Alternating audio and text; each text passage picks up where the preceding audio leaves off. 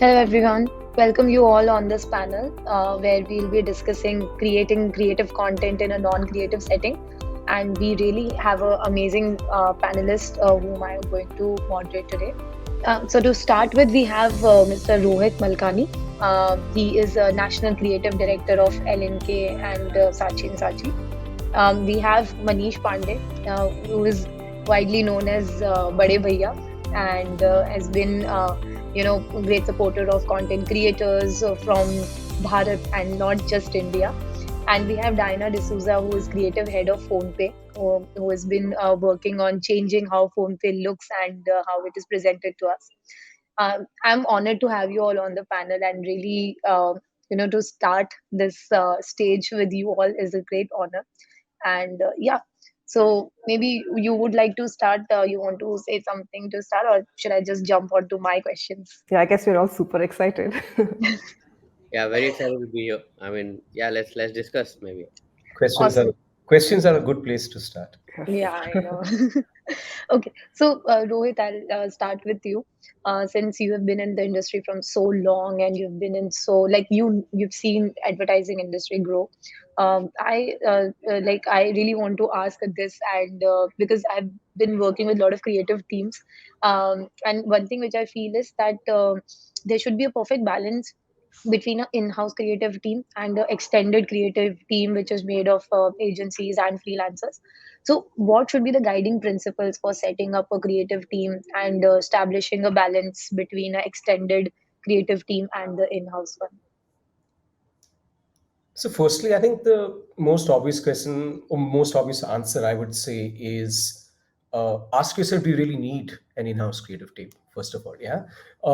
I think the way things are today, if you are in a life stage of a business where you're still about driven hard by data, performance marketing, blah blah blah blah blah, you find yourself not really there in that stage when you need to still create a love mark. You need to have love for your brand.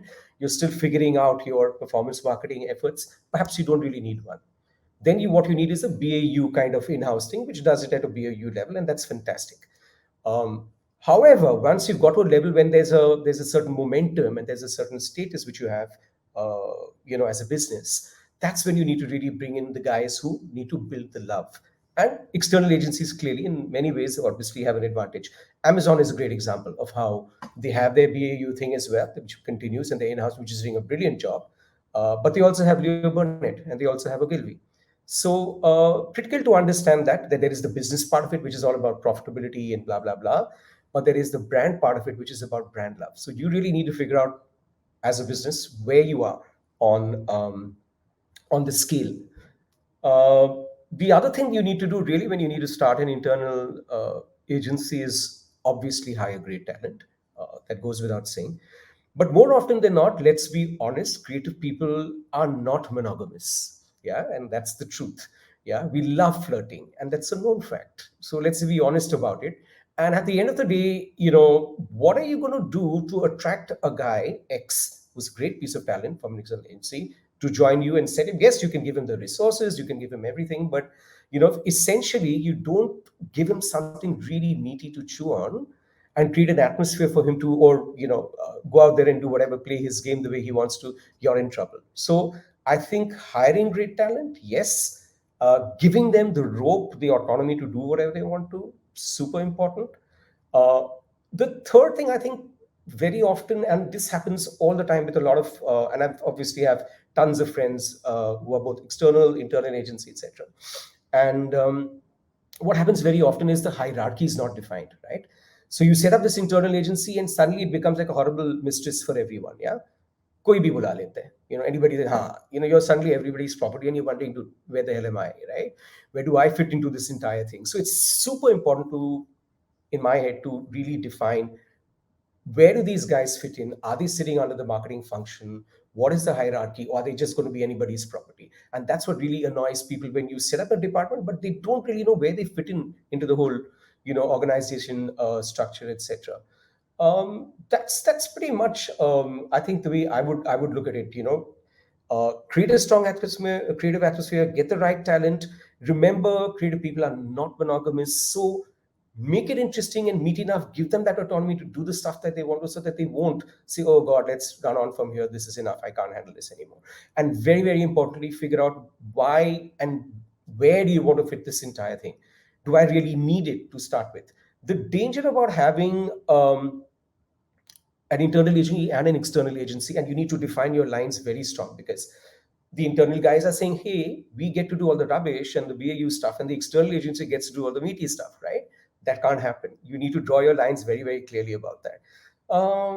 Yeah, I think that's pretty much how I would go about doing most of it.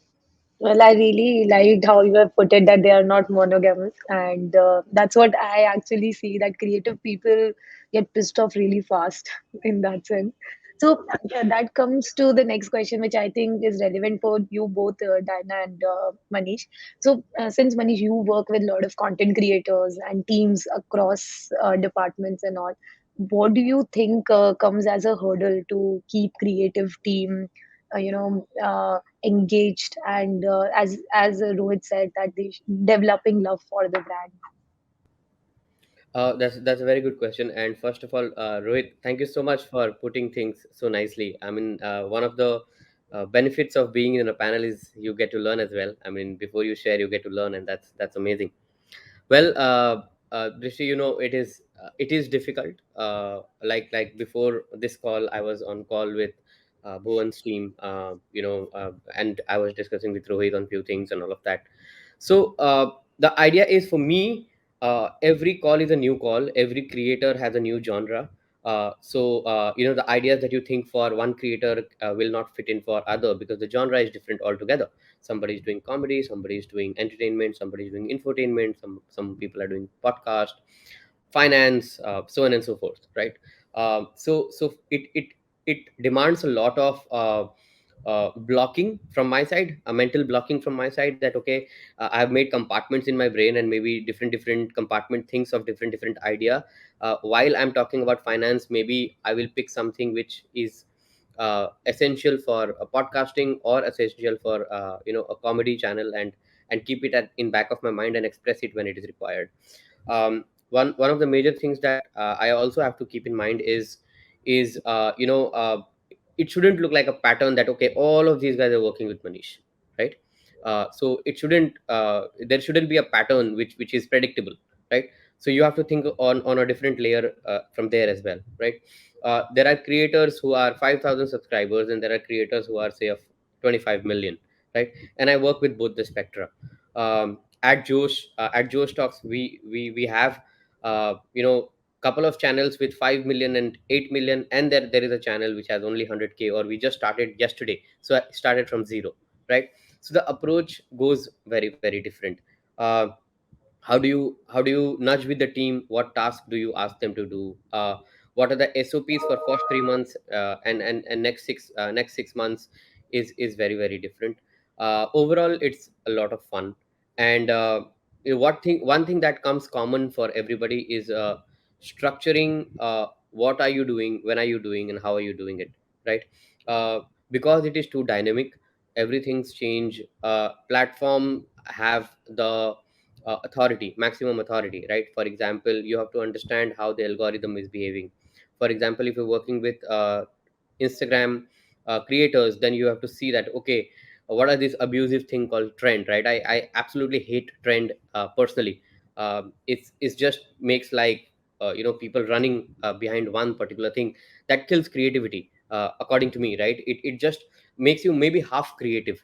So it is very, very kind of it puts you in a very difficult position. So for example, I was discussing with all the creators, and I've done a Twitter thread on why you should not post shorts in the same channel, same main channel where you're putting long form content, because technically speaking, it kills your average watch duration. It shortens your average watch duration. However, the head of product of YouTube, day before yesterday, announced that they are separating a short compartment kind of a thing on YouTube channel itself, without answering the AVD thing, right? So they've not really solved the entire problem. So they will say, hey, now you post the shorts, and when the shorts is being watched, we also will recommend your long form content. However, they're not thinking on a psychology level, that somebody, creators, I mean, sorry, users who are habituated of watching 60-second might not be the same user who will retain themselves for a 5 minute or a 10 minute or a 15 minute or a hour long podcast. So I have like these kind of challenges and problems that I have to deal with, think about, and come with an answer. So yeah, I mean, it becomes difficult navigating from team to Yeah. team, and like that. Yeah. Nice. Thank you so much, Manish. Dinah, so as a brand custodian for PhonePe, how does one overcome obstacles to create good, innovative content in-house when the people involved don't necessarily form the A team? I think super hard to relate to this one, especially in a corporate world where every second person you meet is like a tech geek or from the Ivy League. I think in this entire world dominated by right brain folks, you're absolutely left with no choice but to just absorb and blend in. It's how much of creativity I can instill in them and how much of tech they can instill in me. So it's just like a give and take. I think asking a lot of questions really help. Clarity is key before starting any brief. I think just to hear people out really matters. I remember my initial first few days at PhonePe, everything was a flying bouncer. I just couldn't understand any of the tech talk. But I think being honest enough to admit that you need more clarity, I think really helps. As a creative leader, I think majority of the charter entails sensitizing stakeholders with creative perspectives, helping them understand that why taking risks sometimes is actually good for the business, so that you don't lose out on those key moments, right? At the same time, keeping the team motivated to keep pushing the envelope. I think the key is not to ape what every other brand is doing to stand out, but to stick within your brand framework and ideate within that brand language. I just think that these result in like better buy-ins, faster approvals. Next, of course, like choosing your battles wisely. You know when to go functional, when to go the engagement route. I think thanks to modern tech, worst case scenario, you can always resort to metrics. Though I really personally do not like that, but I think if it really reaches like a loggerhead, you can always resort to metrics, do an A/B of your idea, test it out, and actually talk in that logical way that probably your stakeholder wants to. Uh, I think collaboration is key. I keep telling my team members, like, always encouraging them for asking qualitative feedback. Like, creativity is very subjective, right? X may like it, Y may not. I think creating that respect and earning trust for what the creative team does and stands, I think, is paramount. I think anytime you do anything new, you always face resistance. So I've learned just like, to be patient with the process. Lastly but not the least, I think I keep telling my team members, like, ideation and presentation is just 50% job done. You could create an artwork that would, like, make it at the Leopold Museum in Vienna, but selling an idea and actually seeing it through, following it up with the idea is what really matters when you're working in house in a creative team, right? And I think the best form of saying is doing. You really need to pursue your ideas and not just like do it and here's a beautiful artwork and there's it. I think what I've learned from experiences at PhonePe and like from people around is that you don't need to be creative to kind of, like creative work. Everyone loves creative work. You just need to be able to win people over with your ideas, strong insights, and I think most importantly, genuinely help solve a problem. So, yeah, if I could summarize that up. Yeah, thank you so much, Diana. I think this question is like the next question which I come across a lot and which I've seen like personally. I would like to open it for all of you. That and like after some time, the creative team becomes so this thing they keep the brand guidelines so at heart that the creativity goes for a toss. Like when you tell them, okay, I want something new out of the box, then even then they are very stuck to that idea that I have to keep these elements only and we cannot do this because it's out of brand guidelines and all that. So how a creative person or a creative team should think to go out of the box and still keep the brand guidelines, or they can at some point in time they can decide that okay, for this I can play with it for some time. Maybe Rohit, you Want, want to take a chance want on me it? to take it? Okay, sure. So this is a very tough one. Honestly, it's a genuinely tough one because from the perspective, you want to have a certain continuity, you want to have a certain visual language, you want to have everything that's in a particular done in a particular way. So at the end of the day, one argument is that if you want to build a brand, there has to be a consistency of language, visual grammar, blah blah blah. Where it gets really choking and where it gets thing is when that the deviation that you're allowed is extremely tight and close, etc. So you're absolutely right, and that's when I think the people who actually create these so-called parameters within which you need to work, need to really think this out very, very carefully. Yeah. um, you have to be able to give people enough room to work within. You have to have a certain vein that runs through all your creativity, whether it's a film, whether it's a piece of content, whether it's, influencer marketing, whatever it may be. There needs to have one consistent thing, yes, but it cannot by any means be so restrictive that each time I'm going back to my manual to check, oh, okay, have I done this? No, it's Hmm. got to be something that's genuinely organic. I understand it, and it seems very esoteric and weird, but it's genuinely true. You understand something from when you understand it from an organic level, then you don't need to keep running back to that book and just being, followed by the book literally. And a really beautiful brief, a really beautiful brand guidelines allow you to do that. Absorb what are the basic principles, but then also allow you to freak out, enjoy yourself as a creative person. Nice. Thank you so much. Diana, Manish, would you like to add something Would on you this? like to go first, and then maybe I'll add in? Sure, I absolutely agree with what Rohit said because face that almost like every now and then, right? I think sticking to that brand framework many times restricts you, and I think what helps is to show people, you got to weigh in the risk versus reward, right? At every time you do a creative work, you don't want the business to lose out because everything is questionable at the end of the day.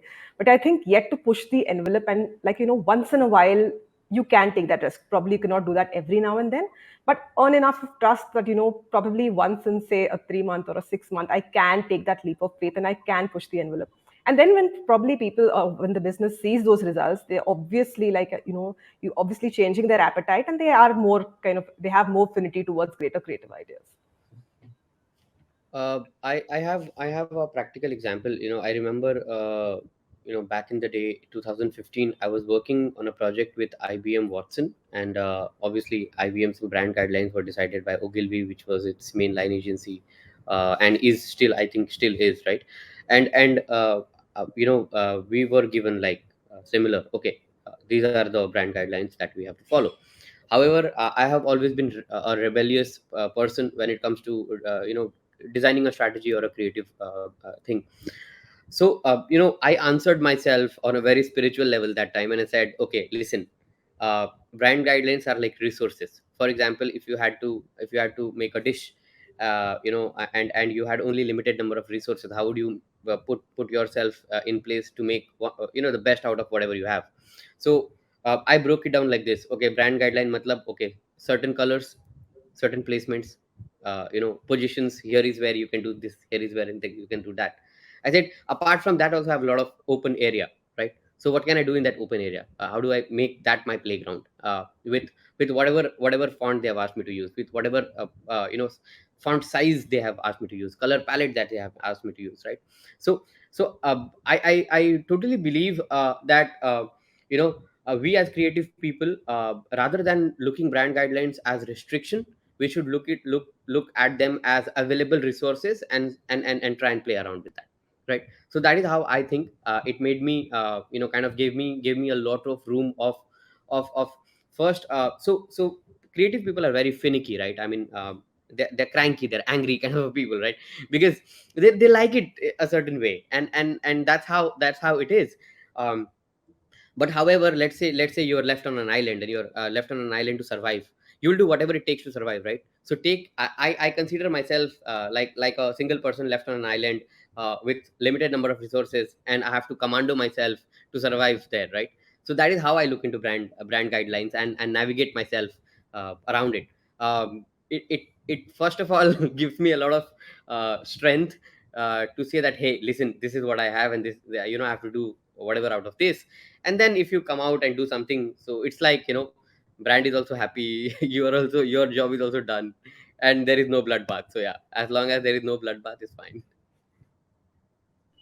Thank you so much, Manish and Diana, for your answers.